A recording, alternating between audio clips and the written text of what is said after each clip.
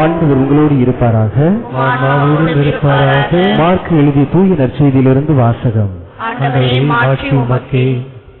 Mark எழுதிய நற்செய்தி அதிகாரம் 8 இறை திருவசனங்கள் 27 தொடங்கி 33 முடிய. இயேசு தம் சீடருடன் பிலிப்பு செசரியாவை சார்ந்த ஊர்களுக்கு புறப்பட்டு சென்றார். வழியில் அவர் தம் சீடரை நோக்கி, நான் யார் என மக்கள் சொல்கிறார்கள் என்று கேட்டார். அதற்கு அவர்கள் அவரிடம், சிலர் திருமுழுக்கு யோவான் எனவும், வேறு சிலர் எலியா எனவும், மற்றும் சிலர் இறைவாக்கினருள் ஒருவர் எனவும் சொல்கின்றனர் என்றார்கள். ஆனால் நீங்கள் நான் யார் என சொல்கிறீர்கள் என்று அவர்களை கேட்க, பேதுரு மறுமொழியாக, நீர் மெசியா என்று உரைத்தார். தம்மை பற்றி எவரிடமும் சொல்ல வேண்டாம் என்று அவர்களிடம் அவர் கண்டிப்பாய் கூறினார்.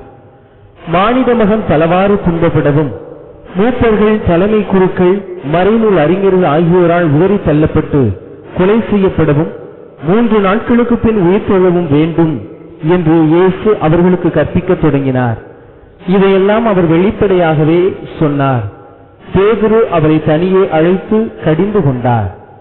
ஆனால் இயேசு தம் சீடர்கள் பக்கம் திரும்பி பார்த்து பேதுருவிடம், என் கண்முன் நில்லாதே சாத்தானே என்று, ஏனெனில் நீ கடவுளுக்கு ஏற்றவை பற்றி எண்ணாமல் மனிதருக்கு ஏற்றவை பற்றியே எண்ணுகிறாய் என்று கடிந்து கொண்டார்.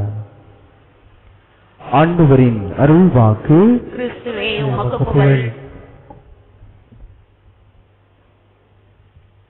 திரு இயேசு கிறிஸ்துவில் பிரியமான உறவுகளே, இந்த நாளிலே ஆண்டவர் இயேசு கிறிஸ்து மிகவும் ஒரு வெளிச்சத்தை கொண்டு வருகிறார். வெளிச்சம் கிடைக்க நான் என்ன செய்ய வேண்டும் என்று பார்த்தோம் என்றால், இருள் மறையாது, மாறாக இருளுக்குள் ஒளியை ஏற்றினோம் என்றால் இருள் ஒளிந்து போகாது, மறையவும் செய்யாது, இருள் அப்படியே தான் இருக்கும், வெளிச்சம்தான் வந்து செல்லும் என்பது நாம் எண்ணிக்கொள்ள வேண்டும். எனவே பேதுருவுக்குள் இருக்கக்கூடிய அந்த இருளையும் பகலையும் ஆண்டவர் எப்படி மாற்றுகிறார் என்பது மிகவும் முக்கியமாக இருக்கிறது. நான் யார் என மக்கள் சொல்கிறார்கள் என கேட்கிறார்.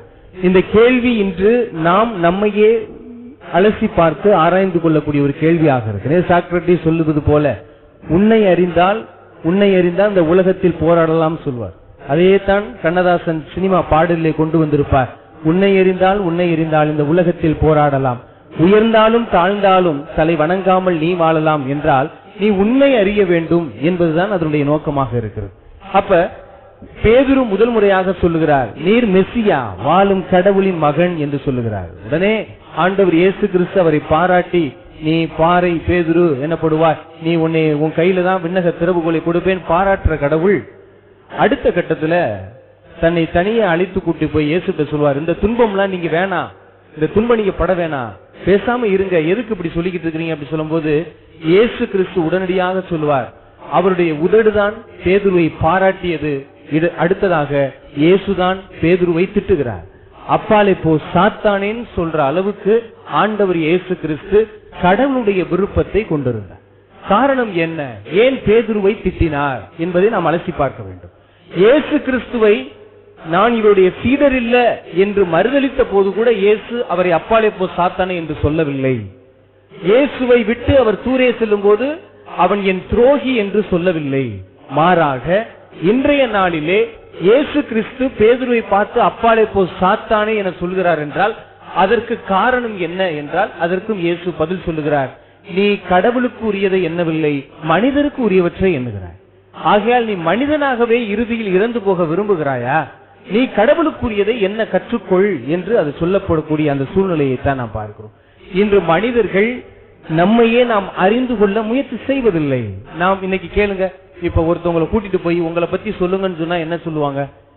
ஒன்னும் சொல்ல மாட்டாங்க.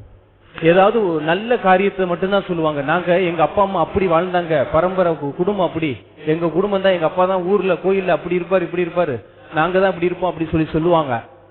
நீங்க இதே ஆள்கிட்ட உங்க பக்கத்து வீட்டுக்குள்ள ஒரு அக்கா இருக்காங்கல்ல, அந்த அக்கா உங்களுக்கு தெரியுமா? தெரியும். அவளை எனக்கு தெரியாம இருக்குமா? அவங்க குடும்ப லட்சணம் எங்களுக்கு தெரியாதா? அவங்களை யாருன்னு எங்களுக்கு தெரியாதா? எங்க போகணும்? தன்னை பற்றி பேசும்போது நேர்மறையாகவும் பிறரை பற்றி பேசும்போது எதிர்மறையாகவும் பேசக்கூடிய மனிதர்கள் தான் இன்று அதிகமாக இருக்கிறார். இதைத்தான் ஆண்டவர் இயேசு கிறிஸ்து மறுதலிக்க சொல்லுகிறார். நீ அப்பாலே போ சாத்தானே என சொல்லக்கூடியது அதுதான். இன்று தன்னையே தான் கண்டுகொள்ளாத மனிதர்களை எப்படி பார்க்க வேண்டும் என்றால், ஒருத்தர் போய் மருத்துவரே எனக்கு மிகப்பெரிய ஒரு நோய் இருக்குது, அதை குணமாக்குங்க அப்படின்னு சொல்றார்.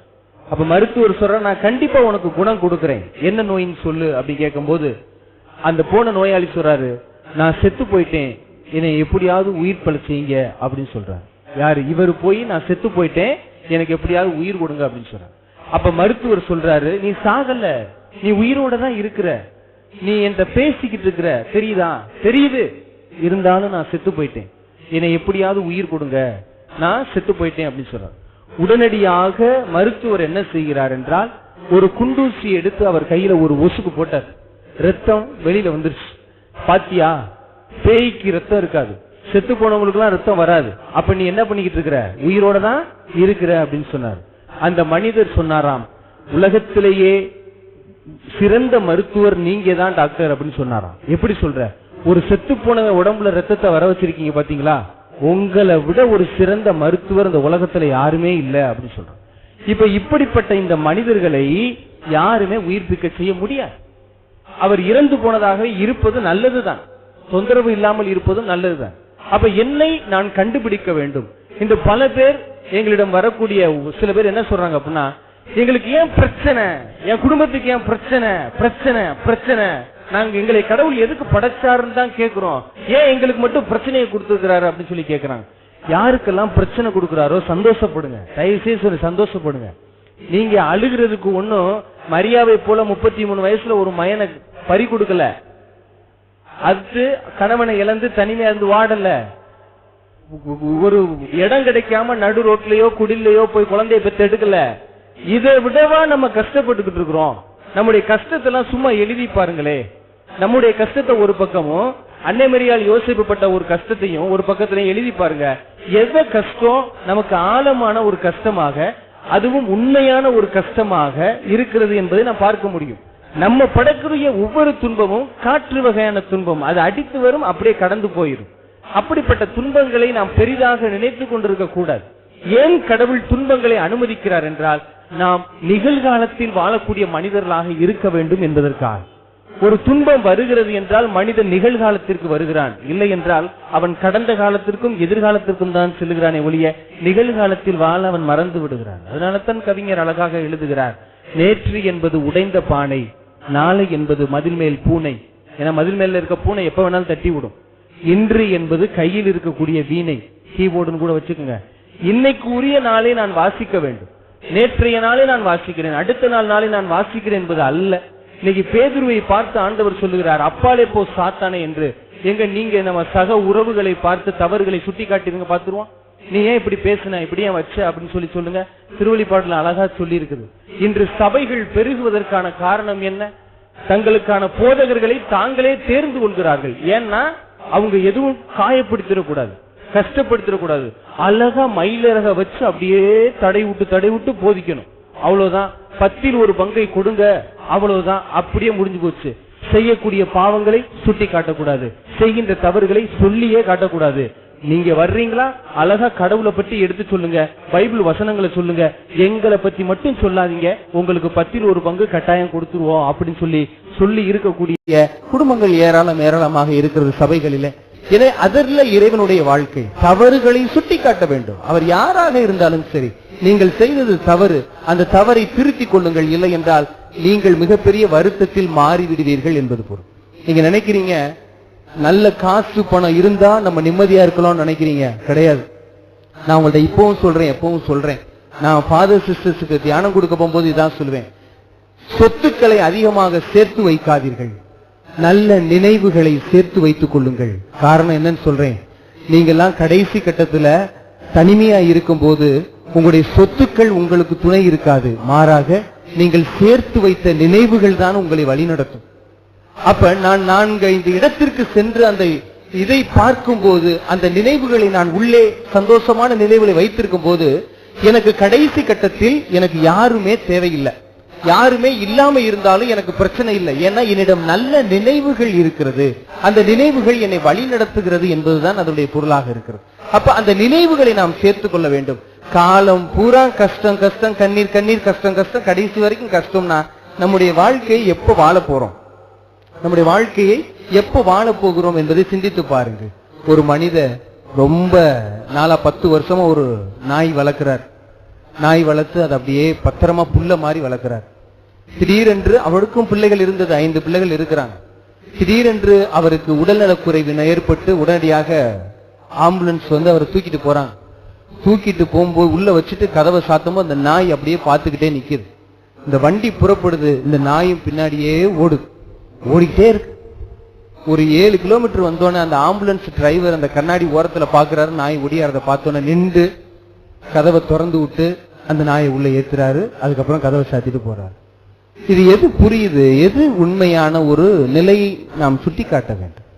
ஒவ்வொரு நாளும் நாம் கஷ்டப்பட்டு அந்த நாய் 8 கிலோமீட்டர் ஓடியது, இறுதியாக கதவு திறக்கப்பட்டது. நம்மளுடைய வாழ்க்கையும் அப்படித்தான். நாம் இறைவனுடைய திட்டங்களுக்கு கீழ்ப்படுகிறோம் என்றால் 8 கிலோமீட்டர் அது கஷ்டப்பட்டு ஓடியாந்தது மாதிரி நாமும் சில நாட்கள் கஷ்டப்படத்தான் வேண்டும். பிறகு கதவு திறக்கப்படும், நாம் அமைதியாக இளைப்பாறக்கூடிய நேரம் வரும்.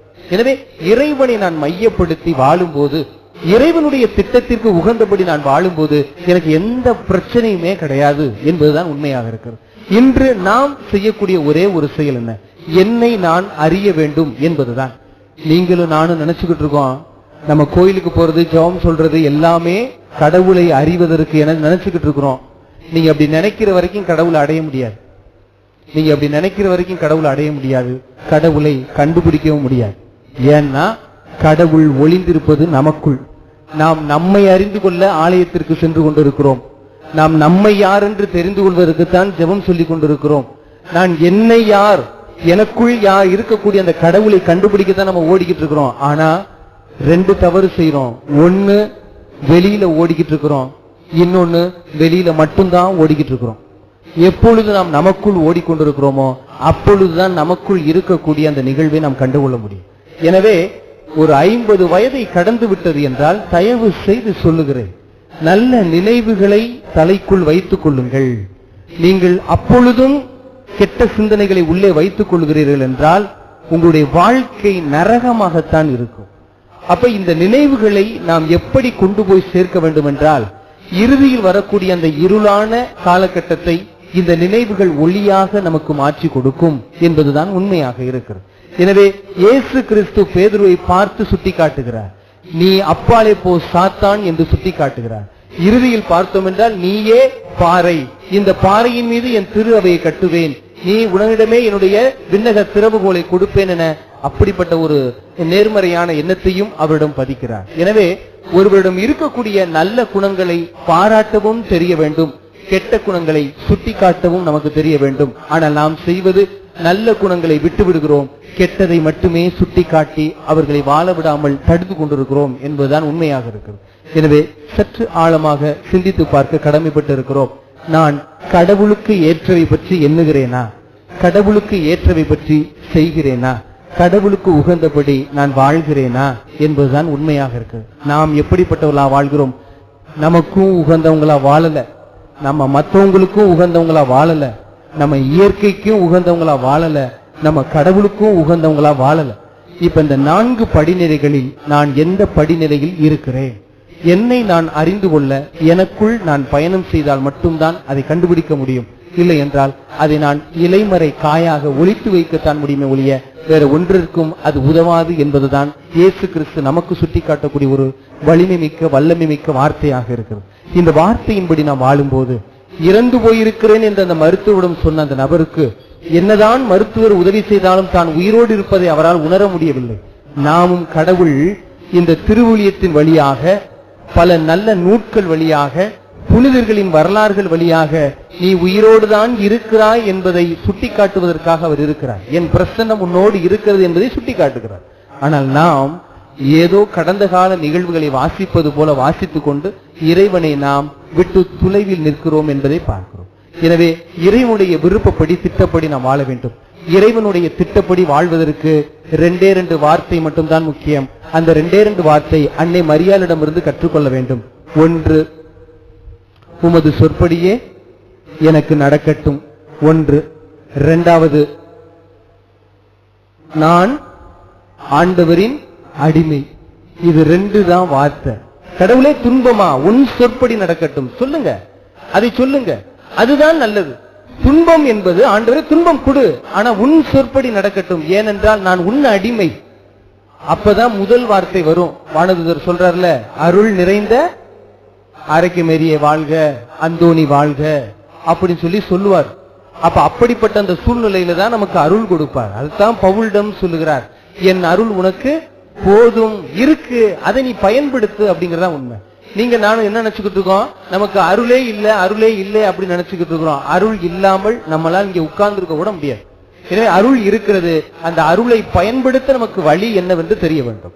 அந்த வழியை நாம் கண்டுபிடித்து விட்டோம் என்றால் நமக்கு எந்த பிரச்சனையுமே கிடையாது. எனவே கடவுள் துன்பத்தை கொடுக்கிறார் என்றால் சந்தோஷப்படுங்கள், ஏனென்றால் அவருடைய அடிமையாக நீங்கள் இருப்பீர்கள்.